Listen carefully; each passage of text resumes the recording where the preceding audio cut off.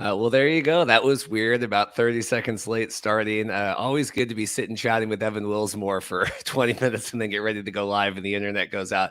We are here live. I am no longer evicted. Well, I was evicted from the beer snake section. We'll get into that today, as well as lots of other XFL and USFL stuff.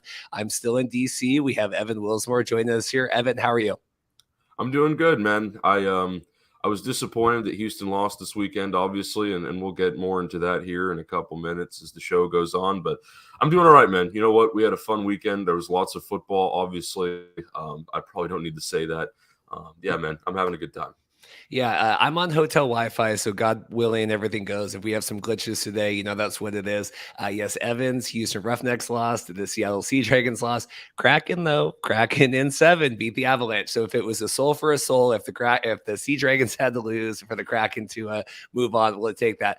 Evan, overall thoughts of the weekend? Crazy football, both in the USFL. We'll talk about McLeod Bethel-Thompson as well. But what did you make of everything? Yeah, man, it was a lot. I mean, between the XFL playoffs and the USFL kind of getting into their groove, I mean, we really have kind of hit that point now where, there's more football than maybe we've ever had in the spring. At least it feels that way. And we've only got more coming, I mean, the XFL season will obviously end in 2 weeks, and next weekend we're on a bye in the XFL. So it'll be a full slate of USFL games for people to enjoy. And then, CFL is coming up right around the corner. I mean, we still got a bit to go, but, there's a lot. Like it's football season never really ends. So it was a crazy weekend. I guess we'll talk through the 2 XFL games. So we'll do some USFL talk. Arlington, I mean, they did it. They came back. It proves, we were just talking about the Bruins ahead of time here in the NHL that doesn't matter what you do in the regular season. You got to go to the playoffs. I watched the game at the bar with some actual ESPN employees. That was exciting. I sat down at the bar and I said, oh, the game's on. Okay, I'll just watch the game here. And I realized everyone at the bar knew what was going on in the game. And I thought, oh, this is kind of interesting. So watched it with some of them. That was fun. What did you make? You were there with Anthony Miller, with News Hub as well. What did you guys make of the game? Well, it was surprising. Well, we can just start with that. I mean, I don't think anybody expected Arlington to win, let alone win in that manner, I guess. I mean, they came out firing, man. Shout out to Luis Perez. I mean, what an insane performance. I had put in my articles previously, I said Luis Perez really does change this offense. And even if they haven't won a ton with him yet, it's going to matter, I think, in those key moments. And it sure did. I mean, they turned up in the playoffs and, they beat the brakes off Houston, that's for sure. So, I mean, that was just crazy to see him do that. And it was very, again, I talk a lot about full circle moments and, seeing Luis after he's been in, the USFL last year and the Spring League and the XFL in 2020 and the AAF in 2019. I mean, I think we call him the Spring King now. But to see him do that and to see him just go out there and kind of, just chuck the ball around and have such a fun time doing it and, make some incredible plays. It was very fulfilling in that sense. I was a bit disappointed that it was happening in the playoffs and that it was going to eliminate Houston, but, hats off to him. That was a truly phenomenal performance. Well, I didn't even put 2 and 2 together. We were, obviously texting after the DC game last night that here we have Jordan Ta'amu, with Battlehawks 2020 here back now leading the defenders. And then you had Luis Perez with the New York Guardians, 2 of the original XFL 2020, quarterbacks getting now to play in the championship game. I just think it's tremendous. Oh, it really is. I mean, again, for people who watched the league in 2020, this is very special, because Ta'amu in particular was really good in 2020. Perez was kind of up and down, and I'd have to go back and look at some Guardians games to kind of jog my memory from that era. But the bottom line is yeah, I mean, both of these guys have very impressive spring football resumes, and they really know what they're doing, and it's clear that they can lead their teams to victory. Like Luis came in late from Vegas and kind of rallied Arlington to a couple wins, I guess, down the stretch. Even if they didn't win a lot, I mean, like they had that game against D.C, which is now going to be a rematch in the championship where, they went to overtime and, like they really kind of started battling things out with Luis. And then Ta'amu, again, was kind of one of those guys who hit his stride late in the season as well. It started off where they were very run heavy with Abram Smith and a bit of De'Eric King. But now you're kind of seeing, like, once they open up the passing game with Ta'amu, taking shots to Chris Blair and Lucky Jackson and a couple of their tight ends. I mean, once that opened up, I don't want to say it felt like game over, but like you saw it. I mean, DC has not slowed down since then. What do you've covered the Roughnecks all season, a tremendous job. I was telling you, before we recorded with News Hub and all the time spent flying out to all the games and everything. Was this a Houston collapse or did, the Arlington, did they just outplay them here? Well, whenever a team loses in that scenario, it's always more than one thing. There's so many factors that go into that. I think, I think one of the major issues was, Houston. They played, I would say, better last week against Arlington when the game didn't matter with their, sort of altered, dumbed down playbook than they did when it was supposed to matter. And Arlington was the exact opposite. Luis Perez was talking in the press conference. He was kind of saying what we all thought and knew about how, last week, obviously they weren't trying to, pull out all the tricks in the book and everything like that. They were trying to have a very simple and vanilla offense. And clearly, Houston maybe wasn't ready for that. I think the one thing on Houston's end that was kind of uncharacteristic, because we've had a slower offense, ever since that, I guess, week 5 game against Seattle. It's kind of, I don't want to say gone downhill entirely because we've had a couple good games running the ball, but in terms of passing, which is supposed to be sort of our strong point, I guess, it hasn't quite been up to par. But yeah, I mean, you look at, trying to think of where I was going with that. But anyway, I think the one thing that, Houston did that was a bit uncharacteristic was, there was a lot of separation on some of those plays. And shout out to the Renegades offensive line, too. I mean, Luis had so much time in the pocket to make those throws and make those decisions. Again, that was a lot, of Arlington just kind of getting things together. Like, they haven't done anything like that all year. I mean, for Houston, it was, it felt not like a normal Houston game. I mean, that was definitely, one of the, I guess, most poor performances of the year. There's no other way to put it. I mean, it was not exactly fun to watch. And you could tell even by the second quarter, it was kind of like, you got to start making some adjustments before halftime or else this thing's going to get out of reach. And unfortunately, I think it did. But yeah, I mean, the one thing that was, I guess, uncharacteristic too, was just, I think I said the separation, but there was that, it was in particular on that 59-yard touchdown to Javonte Payton. I mean, man, that was just an uncharacteristic play on our end, giving up such a deep touchdown like that, and to a guy that had already had a touchdown in the game previously. It just, again, it felt very, I don't know. I don't know what happened. Maybe it was because we only practiced once that week. And, I had found that out before the game, and I figured that was the case from the injury reports that we had got. But yeah, unfortunately, it was just sort of didn't get things together at the right time. And Arlington, I had said in the articles, they were kind of trending upward. Like, you can't count them out despite the record, despite everything that's against them. And yeah, that's what happens. So. It's so weird. We had this whole controversy last week in the playoffs, and we had even Anthony Beck, tweeting this weekend. Coach Beck, 7-3, sitting at home watching football. I tweeted back a photo of me at Audi Field. I said, not me, but we have all of this, and Renegades don't deserve to be here. Is it better or worse now that they're in the championship game with the losing record and everything else?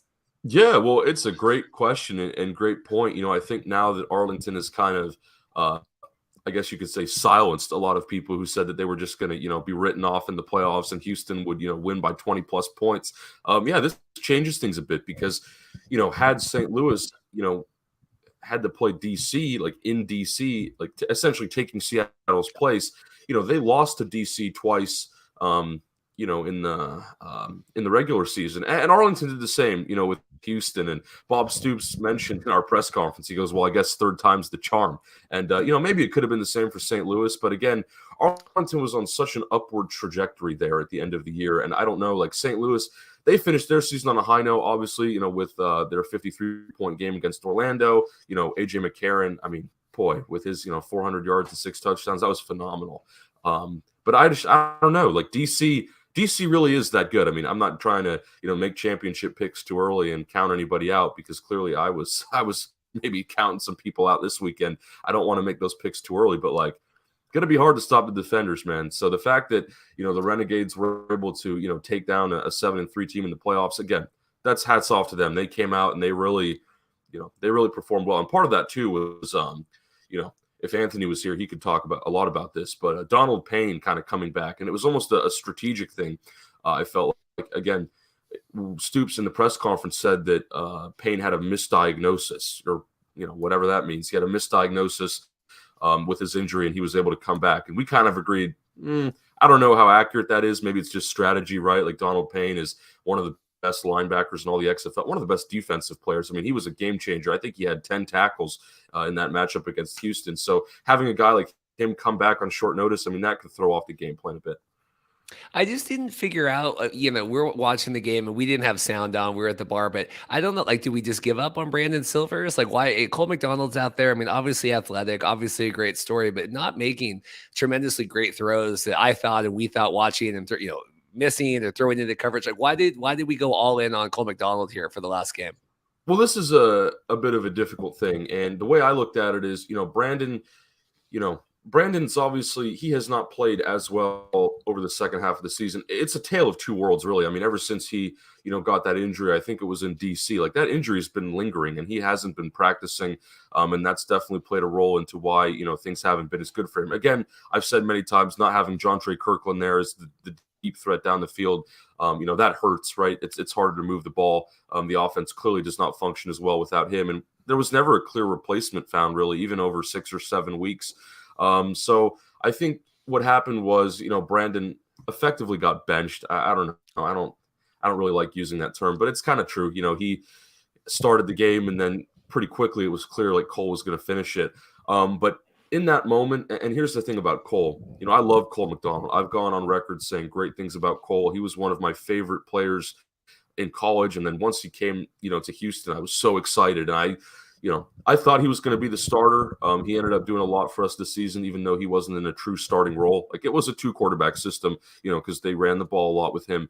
But I think what happened is they wanted to give Cole the shot because, he looked good last week in Arlington. And again, maybe that was a bit of a different playbook, whatever, but he, did some cool stuff against Arlington. It wasn't a ton, but I think he did enough to make the team feel comfortable about his abilities going into this playoff game. So they played him, for the rest of the game. But I think what happened is, Cole is a bit maybe further behind in his development than I initially thought going into the season. And maybe that's just the offense he's playing in. Maybe it's not the exact version of what he had in college where he found a lot of success. And, obviously now you're playing against maybe higher level defenses, especially the Renegades defense. I mean, that's an extremely tough challenge, But I think what happened, again, is just, he needs a bit more time, and there was probably a bit of pressure on him in that game. And I don't want to say he made a lot of forceful throws downfield or anything like that, but there were a lot of balls that, were missed. And I kind of saw that coming from a while away, just even as the ball was leaving his hands. I'm like, I don't know if you should be throwing that, man. Like, maybe we should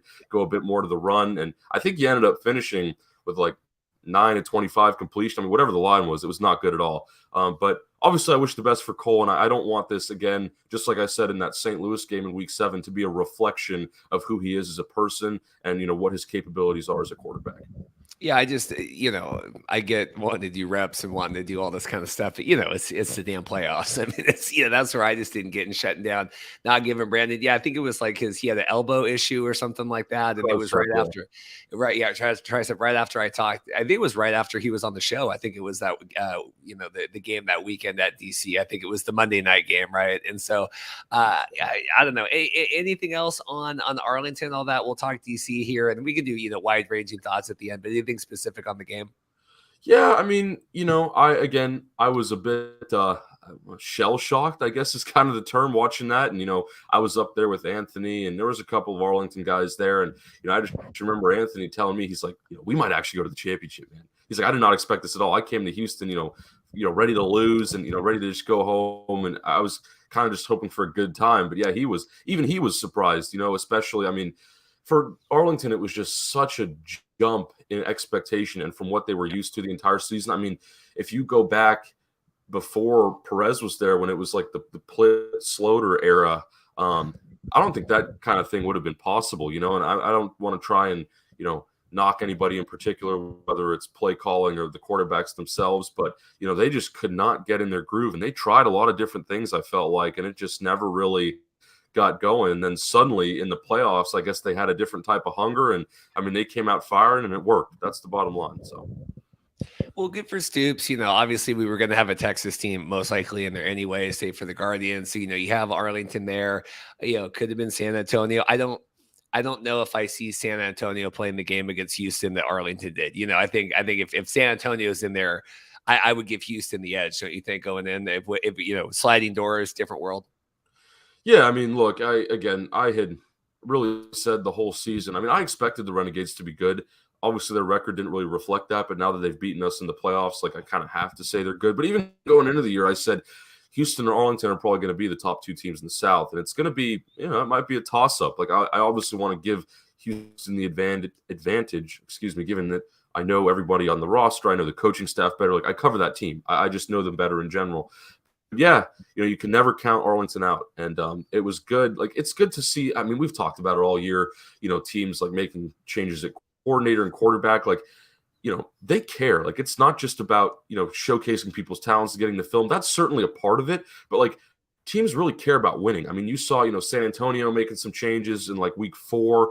And then the Renegades were kind of later in the season again. They were like, what? Like we need a boost. Like we're going to go trade for Perez. And, they kind of revamped the offense a bit. And I mean, man, it's just so great to see that in the XFL where people care that much, even in a short season, to make those adjustments to become better teams. Well, this is good. We'll talk D.C. Seattle here. We can do any other thoughts at the end. I have some funny stories from my time here in the nation's capital. First and foremost, I was watching the Kraken game last night. I was at the bar, and I was there all night because the game, games are going on or whatever. And I go to the restroom and I come back, and there's 4 people sitting there, and it was Ben DiNucci's brother, sister, and cousin. And so I ended up watching the Kraken game with the DiNucci family. Ben was not there, obviously. I think Ben was probably, reflecting, kind of doing whatever back in the hotel room. So they were not nearly as invested in the Kraken game as I would have liked. But it was fun that Ben's brother looks and sounds exactly like Ben DiNucci. Was pretty wild to be sitting there. Oh, that's cool, man. I know you would say you texted that yesterday, and I thought that was pretty interesting. How'd you know it was like his family? You asked him, or? No, because they had Seattle. Because I'm trying to remember that they had like one of them had a Sea Dragons shirt on. I was like, oh, are you guys like, are you from Seattle? Like, are you? Because there wasn't a lot of us there, right? And they're like, oh yeah, no, like our brother plays. I'm like, oh okay, like I know all of this. Like yes, he's been, Ben's been on the show, and we did that. So it was funny. Cool. It was funny. The other story I just wanted to give out. So I have my XFL ticket here. So so excited to go to Audi Field. I've been there. We were there for the kickoff back in 2020. Bought a ticket for the Beer Snake section because that was obviously I just wanted to be a part of it, be a part of the Beer Snake, and they were cheaper anyway. It was like $20. So I get there, it's like pouring rain, everything. I go into the section, and I've got like my Dragons, shirt on. I've got like an orange jacket and everything, and I'm getting a few jeers as I walk in there, and oh boo. I'm like, oh, I'm laughing, and I'm a Washington Commanders fan, so I'm like talking to them about the Commanders. We're talking about the Redskins and everything else, and we're just people are giving me crap, but it's funny. I wasn't there more than 5 minutes, and security comes over. And I'm just talking, and he taps me on the shoulder because I'm kind of talking behind, and he goes, "Sir, we're gonna need you to leave this section. This is for supporters only." And everyone in DC is so nice. Like everyone here and the staff and the bar, everyone is. And I'm like, "Oh, you're like that's so funny. Like good one." He goes, "No, I'm serious. Like we saw you on camera. You need to leave this section immediately for your safety." It's like that is wild. So they gave me a ticket. I ended up sitting in front of Jared, who's one of the listeners of the podcast. It was good we connected that way, but yeah, I was not able to partake in the Beer Snake section. I was evicted from the Beer Snake section. Evan, what do you make of that? Yeah, I mean, when you told me that, I thought you were joking too. I was like, oh, haha, classic Reed, good one, whatever. But then, that kind of thought about it. I was like, oh, like what if he's serious, And then it turned out you were, and you got moved. I guess it was closer to the 50-yard line. It looked like, but that's quite interesting. I mean, I understand the DC fans are a bit rowdy. And, they were throwing lemons yesterday and everything that we know. And of course, there's the Beer Snake. I don't have to talk about that anymore. Than ESPN has already mentioned it. But I mean, what that was just I was not expecting to hear that from you. That was kind of one of the last things I would have thought would happen. Again, I can understand it, but it seems like a pretty serious measure given that there's only 18,000 people there. I mean, that's still a healthy number, but I don't know. I think you would have been fine personally. Like people know who you are, man. You're not there to cause a problem. Well, that was the thing. Like, I absolutely get it. I absolutely get it. Like MLS and people getting like, I absolutely understand. And it was more just a safety thing. And in retrospect, I'm like, well, that probably makes sense. But I just figured for the XFL because I go over to the ticket thing. They're like, well, do you want to leave? I'm like, no, like I'm not able to. I'm not. It doesn't seem like I have an option here. So it was fun. I was able to admire it from afar, and the beer snake was great. I will say, 18,000 there. It ended up not, stopped raining during the game, but it was absolutely horrendous all day. So I give 1,000% credit to DC for showing up as they did with the 18,000. Yeah, I mean, the crowd looked great. That was extremely impressive. And you could hear it during the game, too. And I mean, I'm very glad the weather opened up because I was kind of worried it was going to be a bit of a slugfest, with the rain coming down. But yeah, I mean, clearly the field conditions were still, not adequate. And again, we'll get into that in terms of performance, especially on the Seattle side. But I mean, yeah, like the crowd was great. That was a fantastic atmosphere. It was a great send off for DC because that's sort of one of those venues too that's become very, I guess, famous or well known within the XFL community or XFL lore, or whatever you want to call it. With all the beer snake, the people coming in the outfits, and then the lemons were a new thing. That came around in week 1 or week 2 whenever they had the home openers. So it was fun. That was fun to see. So what did you make of this from an actual football perspective? Really, to me, felt like a collapse of Seattle. I know Matt Lyons has his article out right now, and I'm sure Evan as well on the News Hub. But I was just reading through Matt's before we got on here, over at News Hub, doing the reflection of all that. Seattle can't run the ball. We're throwing the ball in the rain. People can't seem to catch the ball. DC doesn't seem to have a problem catching the ball. What did you make of the game? Yeah, well, you're right. It kind of was a Seattle collapse because, people, despite that score, this game was tied 9-9 at halftime. It was a very slow first half, and that's when you saw a lot of the drops. I think it was 9-9 if I'm not mistaken. 9-9, yep, 9-9 and a half. Yeah. I already got to jog my memory, even though it was yesterday. I've been so busy. Anyway, so. Seattle, had a couple of uncharacteristic drops. Not sure if that was with the gloves or the field conditions, but it was very odd. I mean, it got to a point where, I don't want to say comical because those guys really are trying, but it was just like, oh, there's a drop. Like you just know it's coming, like the balls are bouncing off people's hands. And that was very unfortunate because there was a lot of opportunities. I think of that one catch on third down where Juwan Green had it, just past the line and it dropped. Like it was in his hands and he kind of juggled it and then it fell and then he went back to the sideline and, he had his head down and everything and, teammates were trying to lift him up. But yeah, it was very, very uncharacteristic. But I think what really, killed Seattle in this game besides the late penalties was Greg Williams and his defense because June threw the ball so much in that game that I think, I don't want to say Greg really ever had to catch up because he always plays, aggressive. He was saying that to the commentators. Like, yeah, we're going to, I think unleash hell was the term that he used. And that he always does, Greg Williams. That's what he's been known for, throughout his entire tenure in the NFL. But yeah, man, I mean, DC's defense really brought it coming. And, I guess Seattle's defense had a couple turnovers off tip balls too, but I don't know. Personally, I was more impressed on the DC side with their, Greg Williams, making those adjustments. And I mean, he kind of exposed June. This is a defense that has worked at the NFL level. And keep in mind, I love June Jones. I think he's a great offensive coordinator. But in this game, again, it was sort of like what I thought about Houston. Maybe just try and give it to Philip Lindsay and see if something happens. I mean, typically, if you're running the ball late, it's kind of a sign that, you're just trying to burn clock or get things over with. Like, I get passing the ball, but I mean, it's only to a certain point. I mean, hell, Ben had 15 pass attempts in the first quarter or something. And I'm just like, at this rate, like, you're going to put too much pressure in certain areas and something's not going to go right. And especially, again, against the defensive coordinator of the caliber of Greg Williams, it's only a matter of time before things slip away. And that's exactly what happened in front of my eyes. So. Yeah, it was crazy. The Seattle defense played decent. I thought we gave up obviously some big gains, but they had that one. It was they like tipped it in the air and then the other guy caught. We saw that in the end zone. DC came back. We just weren't able to do anything with it. I mean, we get down and you ended up kicking field goals and stuff. We have a lot of questions here. The same questions: abandoning the run. Gary's checking in, but knew they were down to one right. But yeah, like why do you bring in Philip Lindsay and then you throwing the ball however many times it was 48 times? It's crazy. Yeah. It was a lot. I mean, yeah, I think June, like that offense is extremely successful in college, and it is extremely hard to defend. Keep in mind, like, they've had a couple pretty successful games running that this year, the run and shoot. But at the same time, you know, I keep giving credit to Greg Williams here, and I should give credit to Fred Keiss, the offensive coordinator in DC as well. But we'll talk about more on DC's offensive side in a minute, and maybe Seattle's defensive side too. But yeah, I mean, Greg Williams, like this is why I think DC is, in part 10-1, because Greg Williams, again, just has that pedigree. And when I remember when the XFL first did their hires, and Greg Williams was a name that really stood out.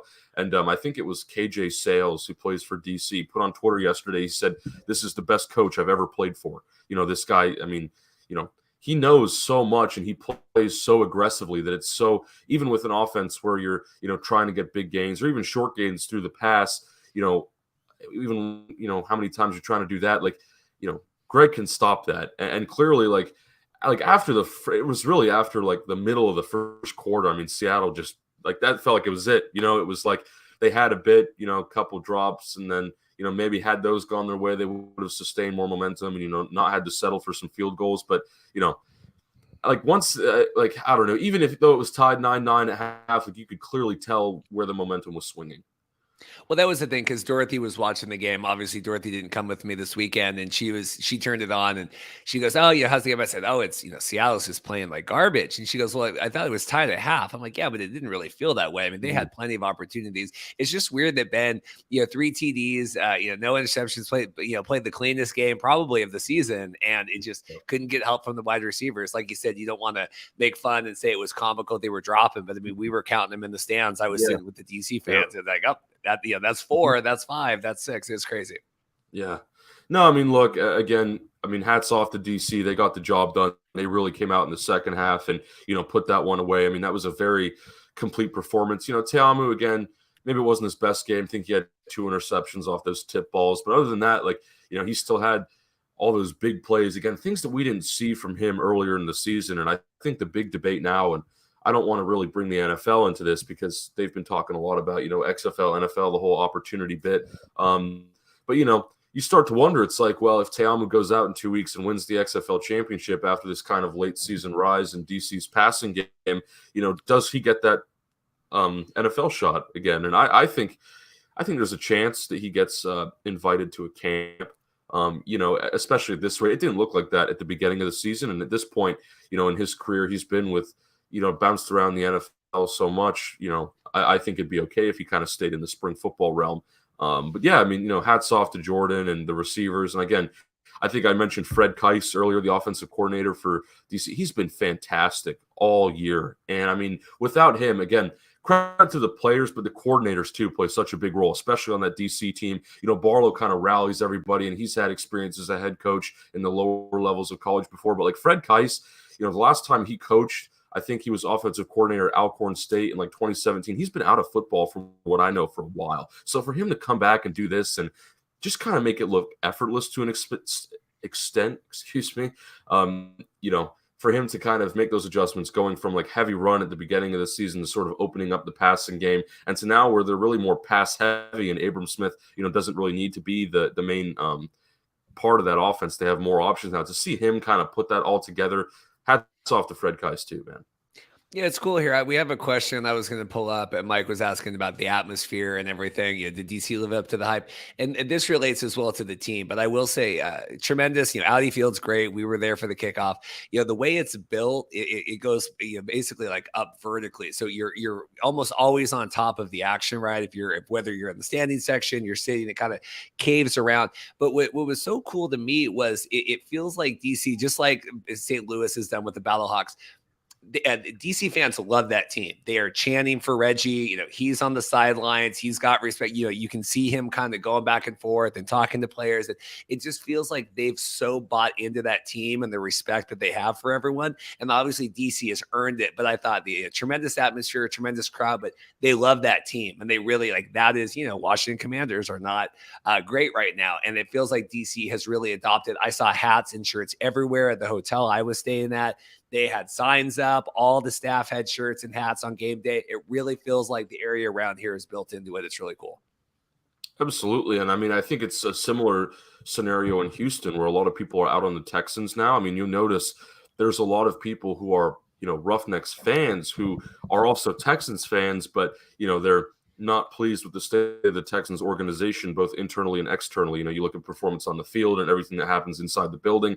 They kind of wanted to be refreshed. And obviously in 2020, Houston was the best team in the XFL, even if the season didn't finish. So people bought into that early on. And again, you want to talk about sort of fan atmosphere. I mean, you see a lot of like the 2020 jerseys, in the crowd in Houston, and I'm sure it's the same in DC. I've seen a couple when I'm looking at the TV, and again in St. Louis, all these returning markets, you kind of see, it's not all new fans. Like there's people, who were there in 2020 and who kind of were like us, sort of committed to just riding it out and seeing what was going to happen. And, now here we are, and, people have bought in, and that's the importance of, I guess like being in a home market and kind of establishing yourself. The XFL, again, their marketing budget was pretty slim this time around. But, again, having those 2020 connections, I think really helps with sort of those fan atmospheres, especially in a place like DC.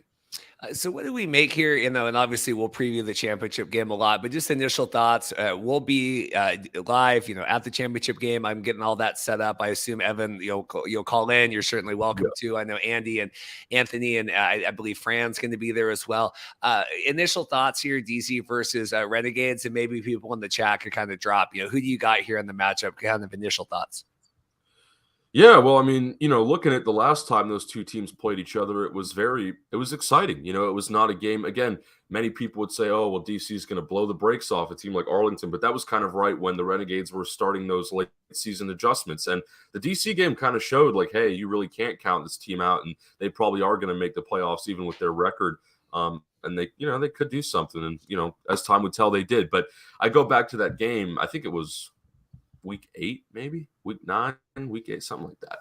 I go back to that game and, I think, there was a couple things that, went in the Renegades direction. I think the big reason they won that game was because Bob Stoops on that last drive challenged something. He saved his challenge, till late in the game. And then he called a challenge. It might've been pass interference or a hold or something on the defense. And he got it, and then Arlington gets a couple extra yards, and that keeps the drive going, or else that would have been the end of the game. If I recall correctly, it might have been on 4th down. So, that kind of made things exciting. Again, the 4th and 15 conversion played a role in that. We've seen a couple times this season where that's worked and, maybe kept teams in games. I think the best example of that was, very early on the St. Louis San Antonio game, which feels like a million years ago now after everything, we've been doing and, all these leagues kind of happening. But yeah, the bottom line is I think this is an intriguing matchup, and I would still favor DC, obviously, and DC did end up winning that previous matchup. It went to overtime, again, very exciting game, a lot of stuff going on. But, DC is just so complete. And you saw it yesterday, against Seattle, like, the favor was certainly swinging, the momentum was swinging their way even before halftime when they were tied. But DC closed in just tremendous fashion. And I get that was at home. They won't have that this time around. It'll be a neutral site. But they just came out in the second half. And even if Seattle had played a perfect game and they didn't have the penalties or the drops or whatever, it was still going to be really difficult to catch up with that. So again, DC is a really tough out. And again, I understand Arlington is still, after their game against Houston this week, they're still trending upward, right? Like they're still, clearly worthy of being in that championship spot, I think, after, what I saw. But yeah, we'll see how it goes. Like, I'm very interested to see, if it's like the same sort of flow as it was the last time, or if one team kind of dominates early and then another player kind of comes back into it. There's a lot of things that could happen, as is the case in any championship game. Definitely the last thing I'll say about that matchup is it's interesting. I don't think anybody expected DC versus Arlington, especially Arlington. That side of it is, I think a lot of people would have said Seattle, Houston, or DC, Houston, or if you want to bring St. Louis, into that sort of playoff talk, maybe you incorporate them into a couple scenarios. But yeah, man, this is definitely something that I don't think a lot of people anticipated. Yeah, it's just the game yesterday really felt like Seattle ran out of steam. I've been watching a lot of hockey here lately, obviously, as well. And, you can be down 2-0 with 5 minutes left. And, okay, we pull the goalie, or, you get one in and you kind of run back around.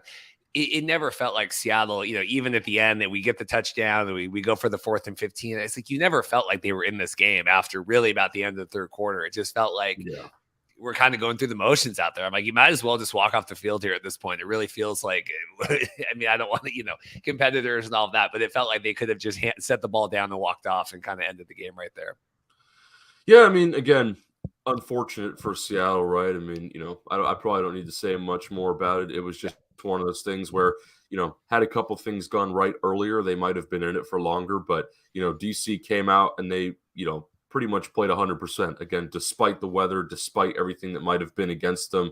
Like they played one hell of a game. And that was, again, the second half takeover really kind of defined. It's like they know how to close. That's the most important thing. You see teams, oftentimes where it looks like they're good and then they blow leads. Vegas was one in particular this year where they would always go up and then a team would come back in, especially a team with a winning record, and kind of take it away from under their feet. I think the term is snatch defeat from the jaws of victory. That kind of thing. I'm not going to say that happened yesterday because Seattle had a lot of work to do really the entire game. But from what I heard in their press conference, again, I wasn't there, but I listened to a couple of the clips. They seem to, be very professional about it. And very, Ben was saying like, this was the most fun that he's had playing football in a long time. And a lot of players have said that. I think, again, that's a separate kind of discussion, but you want to talk about like, true opportunity. I mean, you've had guys that, again, like Ben's been in the NFL. He started an NFL game, with the Cowboys, and he's here in the XFL saying, this has been awesome. Like, this is the most fun I've had, just kind of being able to lead a team and, kind of, go through all the ups and downs and meet all these cool people that I wouldn't have met otherwise. Like that's what football's about. That's what these leagues in particular are about. So that's pretty cool. I guess to end that sort of, Seattle DC game on a positive note from the losing side. We got a couple questions here, and I've missed a lot of the chatter on this. People seem to be upset about these trophies, the North and South Division. Obviously, Chairwoman and co-owner Danny Garcia was there for both. I thought that was cool, right? That she was, in Houston sure, with the DC. The NFL, the divisional trophies are not phenomenal as well. If you've seen those, what did you make of the XFL division trophies? Yeah, I mean, I thought they could have done a bit more, but like at the end of the day, that's not what you're playing for, right? You're playing for the actual championship, and I assume that trophy is going to look a bit better. We haven't seen it yet, or I haven't seen it. I don't know if it's out there. I don't think it is. But like what I thought those trophies, they really reminded me of like sort of the whole. You go back to when the XFL did their rebranding and like they kind of unveiled the new logos and the whole black and white scheme. It was extremely minimalist. It's like a very modern. You're not putting a lot of work into it, but I didn't think it looked terrible. Again, they could have done a bit more, could have jazzed up a bit. They could have at least put like a plaque on it, maybe with like the teams, like the game, and the year or something like that. Like it, from what I saw and what I recall when they had the trophy in the press conference in Houston, it was just the XFL logo and then the 6 sort of bending pieces of stainless steel or whatever material it was to form the shape of a football. I didn't think it was terrible. Again, that's not what teams are really playing for. It's a fun thing to have. But at the end of the day, like teams are going to care a lot more about the next trophy in 2 weeks. So I will say, and I was, if anyone out there in the ethers is listening to this, I want the Seattle Sea Dragons version of that championship shirt because they made it because they had a box of them immediately ready for DC yesterday. You can buy it if you're a fan now. You can buy the DC one, but a box exists of the Seattle Sea Dragons North Division Championship shirts, and I would like one of those. If anyone out there is listening, I think that would be a really cool memorabilia piece. Yeah, I mean, same here for Houston. I wouldn't mind one of those. I was asking around yesterday, just to kind of see like, if I could get some equipment, if anybody's watching this that has ties to the equipment people in the XFL, I mean, hit me up because, I wouldn't mind a helmet or, practice jersey or something along those lines. I'm always open to those kind of things. I collect a lot of, weird and cool memorabilia. Like we got one of those, like the XFL jerseys from when they were doing the showcases. I think we got that from Russ. So that was pretty cool. I want the Sea Dragons practice jersey looks better than anything they've worn on the field this year. I will say that. The other question here, and then we'll talk USFL. Darren, we get this a lot. Do you think they looked at the North Division Championship game, realized MLS stadiums are the way to go, except for St. Louis and San Antonio? The problem is like you have to go with it. I mean, not every city has that, right? Obviously, they could have done that in New York, right, with the Red Bull Arena. Seattle the Sounders play at Lumen Field. There is no MLS stadium there. I mean, obviously LA and stuff has some other options. I think that's the dream, but that's not really the reality. What do you make of that? Yeah, I mean, I can definitely understand that. I think MLS size stadiums um, are the way to go if you have that option. Obviously, again, like it depends on which market you're playing, and not everyone has access to an MLS stadium. I will say, Snapdragon Stadium in San Diego is where the Wave play, the football club, the women's team in San Diego. That's where I'm from originally, and that's a pretty good sized stadium. They get a pretty good crowd in there, and it looks good. Like it looks like sort of like an XFL style environment. But I think the other thing too is college stadiums. Like TDECU Stadium in Houston, where the Roughnecks play. I mean, that's a great spring football venue. And even though they didn't open up the 200 level seating this time like they had in 2020, like the lower bowl was always really packed for our games. Like it looked pretty good. And, that stadium, I think, has a capacity of 35,000. You could maybe squeeze in 40 if you were lucky, maybe added a couple extra seats somewhere. But those stadiums, too, at colleges, I think, alongside those MLS stadiums are perfect venues. But again, I mean, venues are super hard to get and super hard to find. I mean, look at Vegas is like the prime example, using Cashman Field, which is a minor league baseball stadium. That's definitely kind of a tier below these, nicer college and MLS stadiums. Again, kind of it comes down more to the markets than, the stadiums themselves, I guess, because you could have a stadium.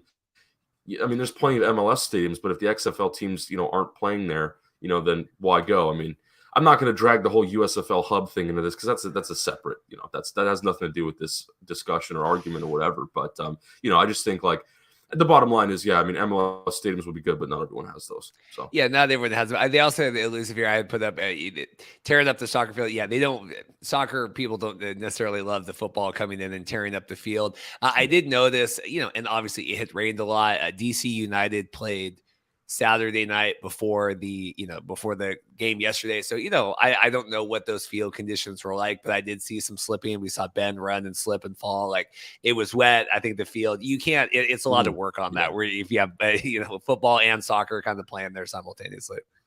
Yep, for sure. So anything else XFL? I want to talk McLeod and kind of we talk Michigan here a little bit deep, we have to deep dive USFL, but any other XFL general thoughts for the weekend? Yeah, I mean, I was impressed with the games. I mean, I thought, I don't want to say both of them were terribly exciting. Again, the Renegades coming out the way they did was such a surprise. I think that made the storyline interesting. And, again, that would really kind of put people like, I guess maybe that dragged more attention to the game. It was like, oh, like Arlington's really coming out here and doing something. Not saying that they couldn't, but, again, they really impressed. I've said that multiple times. And then DC, Seattle, again, it was like a decent game in the first half, a couple mistakes from Seattle. DC wasn't perfect either, but then DC eventually pulled away, and yeah, that game was over before it was over, you could say. So that's kind of where I'll leave it with the XFL. We can talk a bit about the USFL now, because I did look at those games, and there are some interesting points that I want to talk about. Yeah, we're just wrapping up the conversation here with Audi and all of that. Cashman, yeah, I mean, they're selling tickets for Cashman Field next year, so the preliminaries. Yeah, I think 700,000 for the USFL on Fox there Saturday night. What did you make? Let me see if I can share this here. I was fine. I saw many of the highlights. Makab Bethel-Thompson really having the game of his life here against with the New Orleans Breakers here, 45-31 in the absolute shootout. Yeah, well, first of all, I think this was kind of a marquee matchup sort of in the USFL. I mean, these are two very good teams, from just roster perspective, coaching, I mean, you name it, right? Going into the season, I think I looked at the Breakers as probably the favorite to win, and I've kind of been, quietly rooting for them between all the other stuff that I'm doing.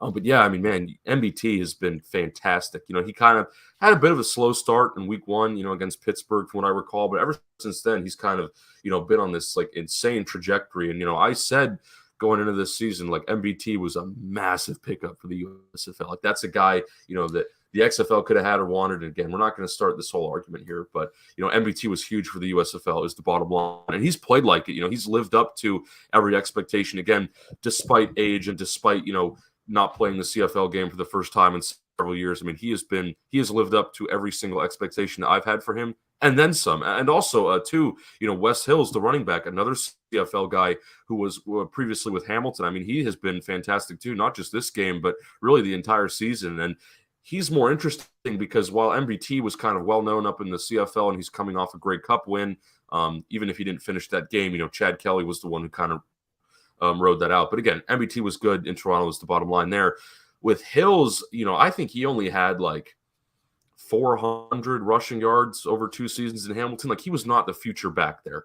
And to see him do this in the USFL clearly seems like this might be the better opportunity for him.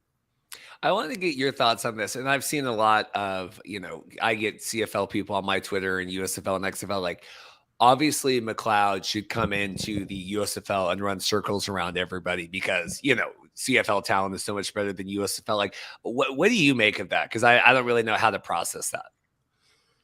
Well, I mean, I don't know if that's entirely true. I will say this. Like, again, I'm not comparing the CFL and the USFL is hard because the CFL, has some homegrown talent from Canada, and again, the CFL's been around for longer. But I think the USFL has, I can't, like, again, I don't have every single roster from 2022 and 2023 in front of me right now, but just doing a compare and contrast off the top of my head, there's a lot of new players to the league this year, like the Corey Colemans and the Reuben Fosters, that I really think Breland Speaks is another one too. Some of these bigger names. There's a lot of talent this year in the USFL, maybe more than there was last year, and I like that a lot. I think that's good for the growth of the league, especially because they're not in their home markets yet. They're kind of dragging that part of it out from the operations perspective. So it's hard to say. I mean, look, I figured MBT. I think it comes down to just MBT's been playing for so long. In a league that is covered with some guys that are maybe a bit newer to football and really haven't had these opportunities. Again, not saying that's everybody in the USFL, but to see a league, where there's so many, young guys that are up and coming, newer, like UDFAs, that type of thing.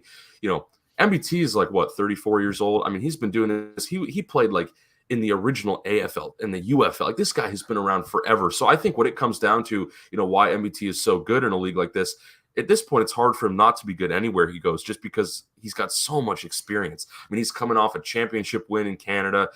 Again, he's been with, a good handful of NFL teams, through camps and practice squads and things like that.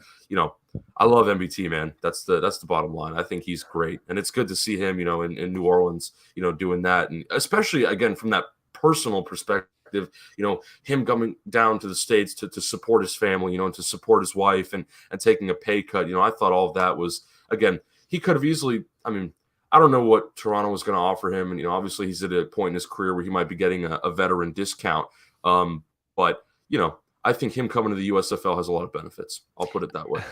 I didn't think I would get blocked by this person so quickly. RJ Young, we had this big article out on McLeod Bethel-Thompson this week and said McLeod playing stateside for the first time since whatever. And I said, well, McLeod was actually in the spring league, which is the predecessor to the USFL, in which you are currently working for Fox Sports. And that was a quick block from RJ Young. So RJ Young, not a fan of being corrected online from his mistakes about McLeod Bethel-Thompson articles. I mean, look, I'm not gonna get involved in that. I mean, I did think it was a bit weird when he was saying, MBT was the most outstanding player in the Grey Cup when he didn't even finish the game, and Chad Kelly was the one that wrapped things up and won that game for Toronto. Not a slight against MBT, but that's just sort of a quick Google search could probably tell you that information. You look at a couple stat lines, and that's all it really takes. So I'll leave it at that.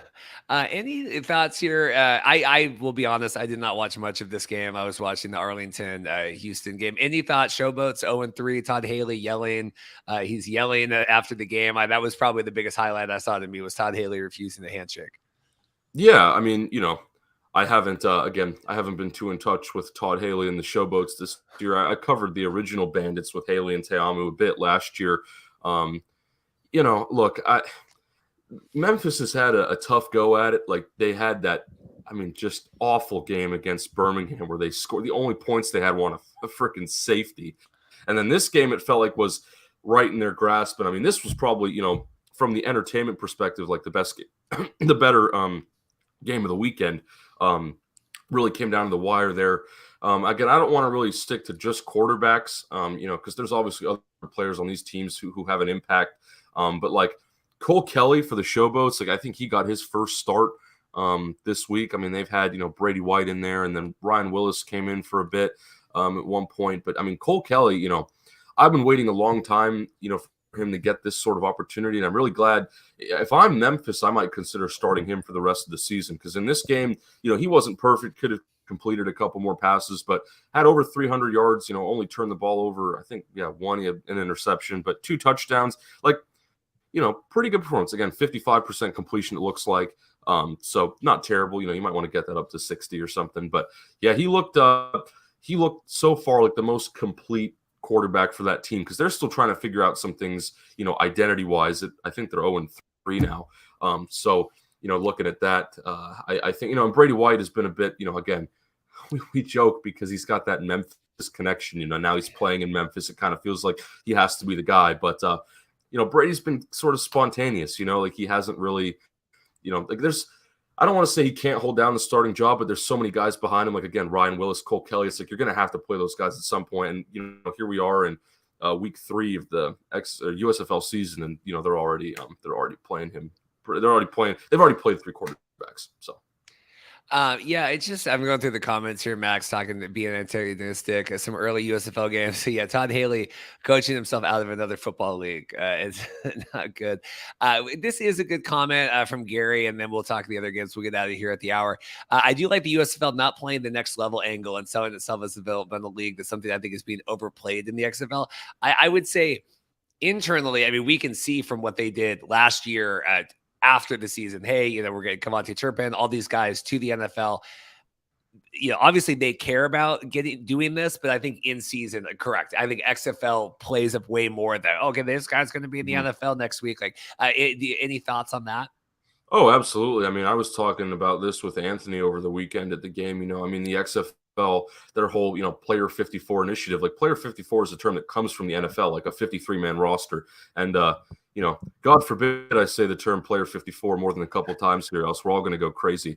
But, you know, I think, yeah, they've definitely focused on it a lot. And even if you look at it from the broadcast angle, you know, ESPN will be like, oh, here's a guy that might be going to the NFL. You know, that's kind of one of the first things they say. And I don't like measuring these leagues in terms of like who's better or who's more successful based on, you know, which league sends more players to the NFL. Like, I don't think that's the end goal. I think what these leagues should be determined by in terms of success is, you know, the on-field product and sort of like how they build, you know, fan bases and the culture aspect. Because like that's, you know, if you're just going to say, oh, well, these leagues only exist to send players to the NFL, well, I think you're kind of missing the point. You know, yes, they're developmental is the bottom line. You know, some people say the word minor leagues. I don't really like that term, minor. Like, then you're, you know, like, yeah, I guess it's a tier below the NFL, but like there's players in these leagues who are not minor league players, in my opinion. So, you know, again, it kind of just comes down to how you look at it, and people will debate that till the end of time, I'm sure, but that's my take on it.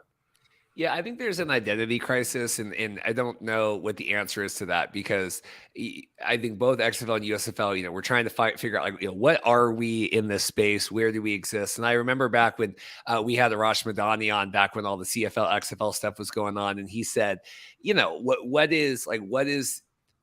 why would people want to watch the XFL? Is it to watch, you know, people on a show before they make it to the show? Like, what is driving, you know, and you don't really have an answer as a spring football fan, because you're like, yeah, we want to watch competitive games and, you know, it's exciting, but then every single player there would rather be somewhere else. I mean, I think the CFL does a better job of, once you might be not wanting to go to the CFL, but then once you get there, you do realize a lot of the benefits, and you're like, okay, I want to be here. I can make a career here. It's just weird. Would you get what I'm saying? Like the identity crisis, it seems like they have. Absolutely. And I mean, if you want a bit of a different take on this from the player perspective, and I brought this up again with Anthony over the weekend when we were in Houston too, you know, in terms of the players coming to this league and really buying in, you know, you look at, we talked about it earlier with DC, you're kind of buying into their program, and that's why they've been so successful. You know, I think it really depends on the player, because some of these guys, you know, they like, this really is their first opportunity. Like in Houston, you look at a Garrett Owens or a Bryson Aline who hasn't really touched, you know, the NFL before. Like those guys, I would assume, again, you know, I know Bryson pretty well. Like those guys take that opportunity to heart, because like this really is their chance. And, you know, maybe they'll go to the NFL after, maybe they won't. I'm not really as worried about that from someone who covers the team and doesn't cover, you know, NFL transactions really, besides the draft, I suppose. But anyway, you know, then there's guys that have like, take a Cole McDonald or Deontay Burnett, guys that have been drafted or been around the NFL for several years, where it's like, maybe this does feel like a bit of a downgrade, and you're kind of, your main goal is to get back to the NFL. And I really hope, my of course hope, and I think the goal would be for everybody to buy in. And I'm not saying those players didn't. I'm not trying to call out Cole or Deontay or anybody. I love everybody on that team. It's personal. Don't get me wrong. But I'm just saying, like, people are going to look at things differently based on their previous experiences in life. And that goes far outside of football. That's just a general thing. So that is that whole identity crisis point that you're bringing up about these leagues. I don't think that's something that's going to get resolved very quickly, because there's a lot of stuff surrounding these leagues that are just new. There's a lot of new concepts you're bringing in, things that have never really been seen before. We're entering a new era of football in the United States. And, I guess you can include Canada too, if you want to talk about the CFL and this mixture of all these spring football leagues. There's a lot going on, and it's going to take, I think, a couple years until we really figure out, like, where every league sort of places and how they really market themselves and things of that nature. I do think, like, we make fun, but fan control football, I think, really kind of exists in its own bubble, and they've done a really good job of, like, that is our identity, and that's what we do. Before we get out of here, we have the Michigan games. I did put the Maulers Stars game on at the bar before the XFL game. I did have the bartender do that. Stars looking not great. I think Case Cookus is probably going to get injured here even more very soon, which is scary to see. And then obviously the Generals besting the Panthers. I had tweeted out with the USFL here from Michael Cohen, 6,500 they said was at for the Panthers game this weekend. Maybe they took it out now after I tweeted that. The crowd. Anyway, what did you make of the Michigan games? Yeah, again, I didn't have too much time to watch. I went back and looked at a couple highlights again. I look at Michigan. I think it was Trey Quinn, who was a former Mr. Irrelevant in the NFL in 2018 or 2019. I think he was drafted to Washington, had a pretty decent game for the Panthers. Josh Love, is kind of an up and down. Love is one of those guys, who I think he kind of needed this extra year in the USFL if he really wanted to develop. And again, he's had some better games, but he's still coming along. And, last year he split time between Michigan and Pittsburgh. So been a bit of an up and down ride for him. But I'll save the Panthers talk for, Pat, because I'm sure he'll have an article out. And if he was here, he'd be able to do a way deeper dive than, what I'm going to be able to do. But from the Generals' perspective, I keep talking about quarterbacks. Now, I know there's more players on these teams than just quarterbacks, but DeAndre Johnson for the Generals had a fantastic game yesterday, and I was really impressed to see that after, he's kind of been stuck in these two quarterback systems. Last year, Luis Perez was carrying a lot of the weight, and this year they've brought in the former CFL guy, Dakota Prukop, to take off some of the weight. But yeah, DeAndre Johnson had a fantastic game, passing and rushing for the Generals. Last year, they used him a lot more for running. It was it was reminiscent of what we had in Houston in the XFL with Brandon Silvers and Cole McDonald, where Cole would occasionally pass, but he was mainly the guy, that we'd have run packages for, or you'd bring him in on third, fourth, and short, whatever the case may be. So yeah, hats off to DeAndre Johnson again, one of these guys that's been, waiting a long time to kind of find his stride, and I think he definitely found it yesterday. So I was pleased with that. I thought those games were pretty good. I will say Pittsburgh beating Philadelphia was the surprise of the weekend. I think we were all kind of shocked when that happened, especially how Philadelphia played in week one. And ever since then, they're starting to slow down. Things aren't looking as great. Maybe they're kind of getting found out a bit, in terms of their play style. So a couple things there that were interesting. Yeah, so I can confirm. So this is the article now that's on USFL, because this came out last night. Paul Reed sent this over to me. He said, "Hey, we actually have," because we never get official attendance numbers from the USFL. Like, right. Hey, Reed, like they actually put, so this is Michael Cohen, this is Fox Sports, USFL.com, and so down here, and that's how I was looking for it. I had, because I am smart here, screenshotted last night on here where they had the roughly 6,500. I don't know what my belief is. There was more than 6,500 people in Detroit. My belief is, and Mike Mitchell's belief is, that was paid tickets, and then they paper it a lot more to make it look full. So whatever it is, but it was just funny that we had official league attendance, and then they removed it. But see, the thing is, like 6,500 isn't an official number. Like an official number would be like 6,526 Yes. or something. And it says roughly in that article too. So I feel like, yeah, I mean, that number really isn't accurate, but that might be the best we get from the USFL this season, given that, previously in Canton and some other places, Birmingham, like we didn't have attendance at all. So I do think that is a bit strange on the USFL's part. Like, I don't know. Again, they said something along the lines of, because we're not in every home market yet, we don't want to give out attendance because it seems unfair. But I'm like, is it really going to hurt? Like, what difference does it make? Like, if there's people there, why not accept the fact that there's people there and kind of incorporate that as part of the league's growth? Last year you only had one hub. Now you're expanding to four. Like, let's try and champion sort of the attendance growing, because last year the reality was, outside of the Stallions games, the crowd was extremely sparse. And that was just kind of, I guess, what was expected, because you have 8 teams playing in one city in Alabama, and only one of them is actually connected to the city, that people want to root for. So I feel like with this expansion now, and the other thing I'll add here too, I mean, this is kind of maybe a bit off topic from the attendance part of it, but and Mike brought this up in our chat too, Mike Mitchell.